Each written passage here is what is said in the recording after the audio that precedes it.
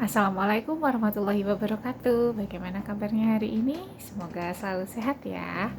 Oke, kita akan masuk ke pembahasan di KD yang kedua, yaitu menyimpulkan isi teks berita. Kemarin KD pertama itu adalah menentukan unsur-unsur berita. Nah, hari ini kita akan mempelajari tentang menyimpulkan isi sebuah berita. KD-nya menyimpulkan isi dari berita yang dibaca ataupun didengar. Yang pertama, untuk menyimpulkan suatu berita, kita harus meringkas berita tersebut. Nah, ringkasan berita itu adalah penyajian secara singkat dari suatu teks berita dengan memperhatikan unsur. Ingat kan, unsur berita itu apa saja? 5W plus 1H, atau kita juga bisa menyebutnya dengan unsur adik Simba. Lah, 5W plus 1H dan adik Simba itu sama saja. Ingat, 5W plus 1H itu adalah what, apa, when, di mana, where, kapan, why, mengapa, who, siapa, dan how, bagaimana. 5W plus 1H, ingat, itu adalah unsur berita yang wajib ada dalam sebuah berita. Cara meringkas berita itu ada 3. Yang pertama itu adalah kalian harus membaca berita tersebut secara keseluruhan dan secara saksama. Jadi membaca berita itu memang harus dari awal sampai akhir dibaca secara runtut dan saksama. Jadi tidak asal baca gitu aja terus langsung hilang apa yang dibaca, tidak seperti itu.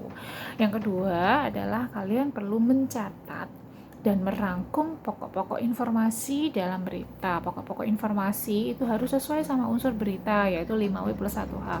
Jadi setelah membaca itu kalian catat peristiwa apa yang terjadi, kapan peristiwa itu terjadi. Nah, itu harus dicatat. Nah, untuk yang ketiga, dari catatan tadi 5W plus 1H yang udah diambil, yang sudah dirangkum pokok-pokok beritanya, kalian susun menggunakan kalimat kalian sendiri. Nah, itu cara meringkas teks berita.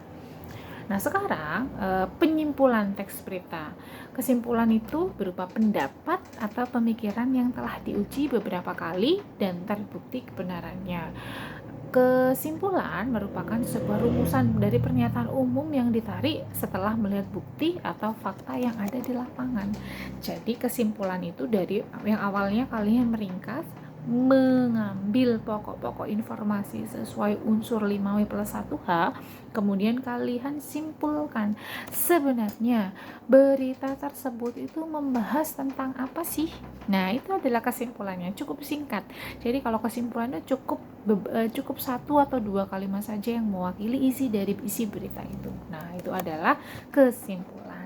Nah, dari PowerPoint yang sudah Ibu bagi kemarin itu sudah saya cantumkan satu contoh teks berita yang juga sudah saya bahas. Ada pembahasannya, tapi tertulis ya. Ada berita arus peti kemas yang naik. Nah, Ibu harap kalian sudah membaca dengan baik dan seksama ya.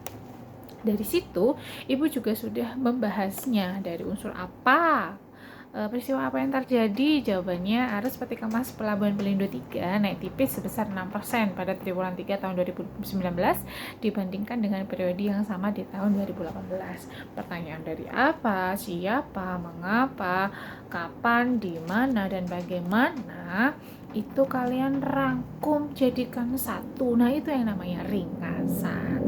Nah, dari ringkasan itu tarik sebuah kesimpulan, cukup 1 atau 2 kalimat saja. Nah, itu yang namanya simpulan.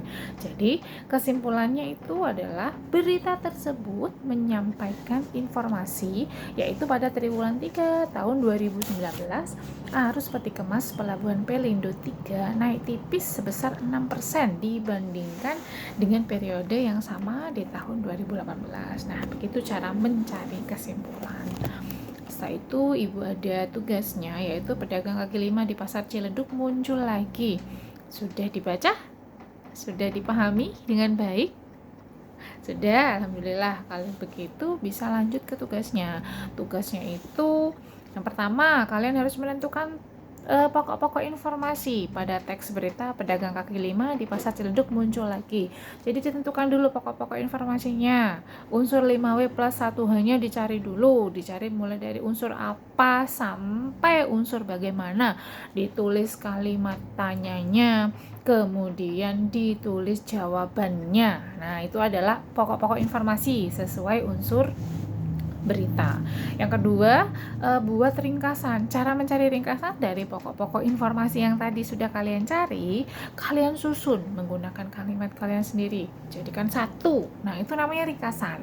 Selanjutnya yang nomor 3 itu adalah kesimpulan. Nah, kalau kesimpulan itu kalian tarik kesimpulan. Sebenarnya teks berita itu membahas tentang apa? Menginformasikan apa?